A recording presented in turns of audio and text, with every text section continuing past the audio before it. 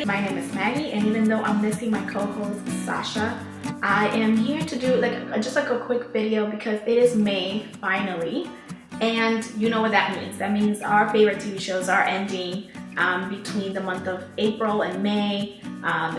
Some of them are getting renewed, some of them are getting canceled, and I just wanted to do a quick video on some of my favorite season and series finales and some of the ones that I'm still up in the air about. I'm not quite sure what I think about them. I want to start off with Scandal.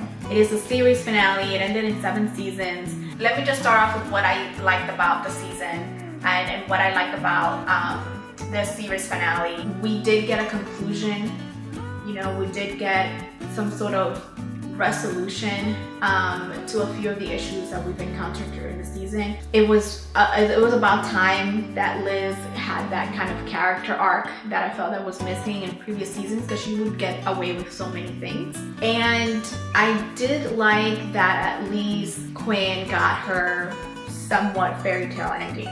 I didn't like the rush. Olivia Pope really, I feel like she needed this extra season to redeem herself. I feel like she redeemed herself way too quickly. I know it's Olivia Pope and she can do no wrong, but we saw this, this great episode where it was the people versus Olivia Pope, and we have all of her friends kind of doing this intervention because she has just gotten out of control, and I wanted to see that a little bit more.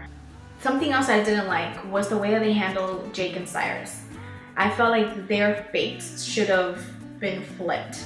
I often felt like Jake, even though he was, a bad person, I felt that he was a victim of circumstances, and he was psychologically dependent on command. Whomever was command controlled his life, and it was a big of a flip for him to, be vice president and kind of not be under Olivia for a bit. And we saw him kind of navigate that and trying to, control the White House to his liking. But I definitely felt that he needed, I don't know, some sort of salvation. I felt like whether he, I actually would have wished that he died, to be honest, because I felt like that was the only way that he would ever get true salvation. A lot of people were heartbroken. David was the white hat in the show, and I felt like his death was not properly handled in the show. He was a character from season 1, and for him to die the way that he did, and then for his killer not to even be arrested, I can't believe that they never really punished Cyrus. I felt like I think one of my friends was telling me that it was more of a psychological torture. He never, he wanted to be president and now he will never be president. But I felt that wasn't enough. I felt like he would still be scheming and manipulating. And I don't know if they left it like that openly. Maybe, I would have also have liked to see him if out of guilt he would kill himself, because it's David. It's everyone's favorite guy. Even though I'm gonna miss Scandal, I had some qualms with it, but I mean the ending of it where we have Liz coming out of the White House. First of all, Millie stayed president, which is really great. I also like that she was able to stay. Liz and Fitz, I don't know if they're going to Vermont, or if, we don't know exactly what she did, but whatever she did, she was honored in a big way. We had that beautiful mural of her and these 2 young girls coming up to see it, and it's kind of a foreshadowing of her future, but we are not quite sure what that was. Shonda said that she's the only one that knows, and it's she wants us to interpret it any way that we want. Some people are saying that she would be president. Some people are saying no, she's just a great asset to the White House, and that's why she got honored in that way, but we just don't know. Next up, we have Schitt's Creek. Schitt's Creek went on to 4 seasons, and this is the season finale for season 4, and I absolutely loved it. This was definitely Alexis's season, and I really like that. I really like that she had moments with her mom and they got close, and even towards the end when her mom didn't believe in her, she proved her mom wrong. She proved a lot of people wrong, and she, you know, put this event together all, you know, technically all by herself. And then at the end, she, you know, one of the great things about this season that I loved was that, I believe it was at the beginning of the season, you know, she figures out that she really loves Ted, but Ted is with someone else. And she makes this unprecedented, mature choice not to tell him and just figure herself out. And I thought that that was, first of all, like just something to keep in mind. Especially when you're single, a lot of people's like, oh, you know, you should go out to date, you should go out to do. And she's like, no, like I'm gonna do me, you know. And she went back to school, like I mentioned. She put in this event together, and even though she still held on to Ted throughout the season, that wasn't her main concern, and she didn't do it for him. David too, I feel like was inspired by Alexis's character development, and not only did his relationship with Patrick developed, but due to that, he was also able to get out of his comfort zone and start talking about feelings, which led to, you know, the season finale's moment when he decided to go to Ted and said, you know what, I'm gonna do something for my sister. I'm going to be brave enough to say, you know what, something that she hasn't been brave enough to do. She still has feelings for you. He told Ted, and it was like a very great like culmination of everything that they worked throughout the season.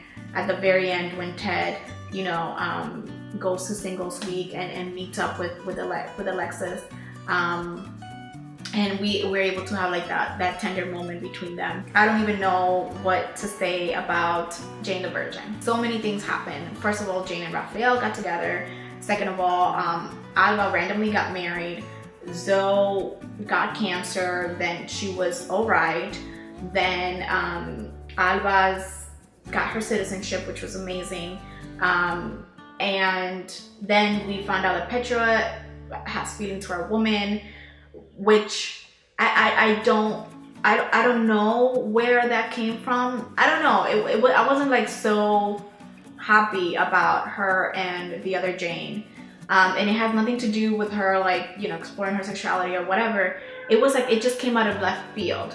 Like, storytelling wise, it just came out of left field. We saw Petra kind of maybe get out of her shell a little bit, but I just felt that it didn't do enough. If that's what they were trying to do, if that was like some sort of, and I hate to say this, but because it didn't quite add anything to the story, I felt like it was a plot device, and I hate when I see that on television. I hate it when I see it in my stories and my favorite shows. Now, the other thing that I felt like really got me pissed off, and the writers have to explain themselves a lot, was the return of Michael. Death, for me, I felt like it's such a great catalyst for character development that it forced Jane to grow as a person, as a mom, as a writer, and I felt that a lot of her development was voided when we saw Michael just randomly standing there, and they just have a lot of explaining to do. I don't know what else to do with that information. And finally, I really want to talk about Unreal. So Unreal season 3 just finished as well. And this season changed everything because the male suitor was now a female suitor, and there was a lot of, you know, conversations about feminism, typical, you know, BS that women get pigeonholed into. There was a lot of, you know, tearing down the patriarchy. I love Quinn, and I love how she ended at the end of the season. Felt that I wanted a lot more for Rachel, but I love the way that it ended in this kind of like disarray, but in a way everybody sort of got what they wanted. You know, Quinn, you know, has the backing of the network, and she's producing another show, and she finally got that sleazy, you know, Gary off of her back. Madison finally proved herself, you know, and now Quinn is also with Jet, which isn't the best option, but I felt like he also finally was able to see her value. I did feel that Rachel tried her best to be like this whole new person. And we were all rooting for her, but she was in an environment that really didn't allow her to do that. I think that they did a really good job in that. Everybody in one way or another got what they wanted. Here is to the next couple of weeks with all of these finales coming up. Stay tuned and please subscribe and tell me what has been like your favorite finales and what have been some that you're still up in the air and you're like, wait, how did this happen? So yeah, let me know.